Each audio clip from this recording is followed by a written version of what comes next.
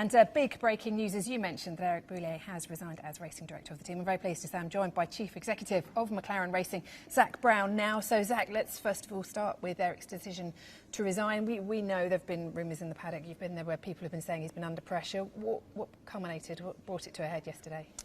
Well, I think, we've all been under pressure, and really deservedly so. We've been underperforming for the great men and women that we have here, the resources, the technology, our history. And, Eric's been here 4 or 5 years. He's contributed a lot to the team. He loves McLaren, and ultimately he felt the best way for the team to move forward was if he were to step down. So I met with him last night, and we discussed it and ultimately accepted it. And wish him the best. He's a racer. I'm sure he'll end up in victory lane somewhere soon. Just explain to us the other decisions that you've made, because we know Andrea Stella and Gilles de Ferrari are in. What's the restructuring that you've done with this process? Well, it's just the start of the process, so we're far from finished. I think we need to be a faster, more nimble organization that communicates better, because I think we've got great talent here, so it's just not gelling like it needs to gel. So specifically, Andrea Stella has been promoted to performance director. He's ultimately responsible for getting the most out of the race car at the race weekend.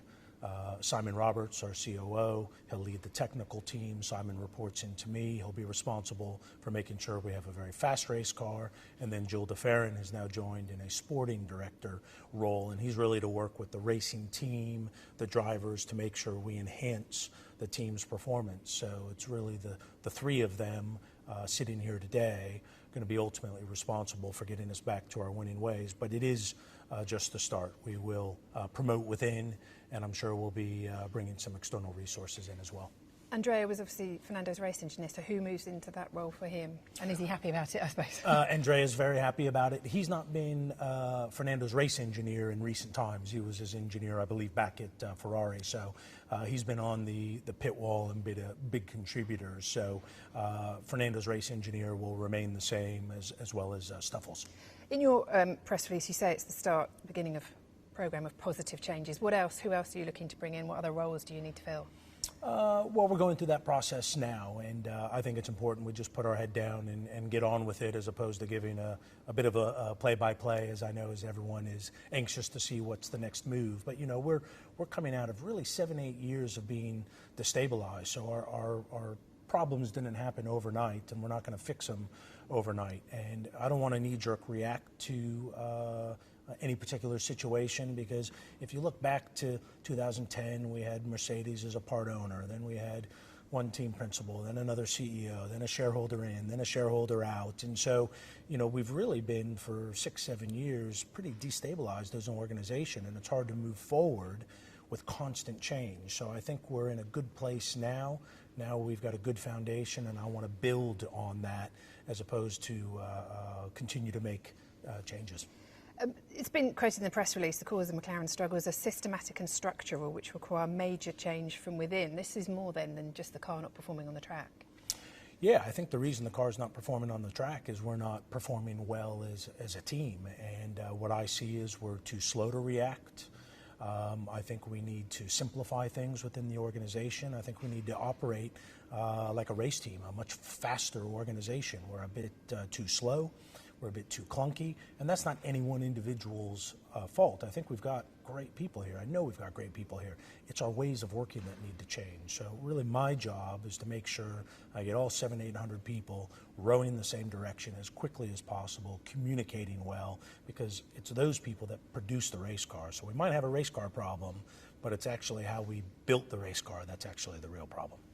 Gilles de Ferrari is interesting. We know he's been on board helping with young drivers and things already with you, but he's got a great pedigree in Indy and also in endurance and the American Le Mans series. Yes, he had a brief time in Formula One, but how do you reassure fans that Formula One is still your priority?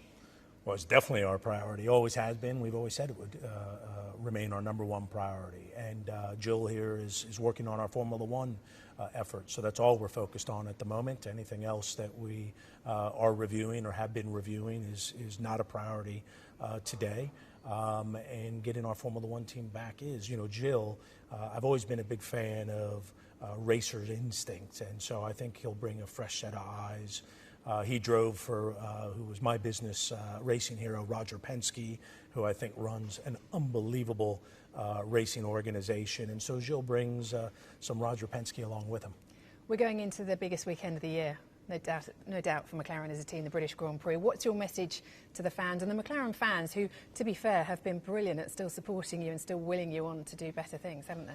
Our McLaren fans have been outstanding. It is as painful, I promise, for us and the men and women here as it is for the fans and the media, and I understand their frustration. We're frustrated, massively frustrated. I wish we could fix this overnight, but it's going to take some time. So hang in there. We're not quitting. We're not quitters. Shareholders are fully behind us. We're investing where we need to invest, and we're going to hopefully have better days ahead of us, and we're going to have some bad weekends as well. So I wouldn't expect any miracles at Silverstone. And just finally, if I can ask you, a lot was made of the Honda engine and the problems you had with Honda. Do you think it was a mistake to ever say that McLaren had the best chassis? Do you still believe you've got the best chassis? It's just such a wider problem that actually once it all comes together, you'll be able to prove that as well. No, we don't have the best chassis. Certainly not this year. I think last year our chassis was good. I think we probably made a mistake with some of the statements that we made, some predictions. That's always so dangerous in life. So I think there are some things that we would have done maybe a little bit differently a year or two ago with some of our statements, but they were said, and we'll learn from those. I think that's what's really important for the organization is when you make mistakes, as I always say, learn by them and don't make the same one twice. Well, Zak, thank you very much for your time this morning. And I know it is a very busy day and a very busy week for McLaren. Joining us here at McLaren Technology Centre in Woking, following the news that Eric Boullier, racing director, has stepped down from his role. Changes here at McLaren as we head to Silverstone for the British Grand Prix. And we'll have the full story on the Formula One channel over the weekend at the British Grand Prix.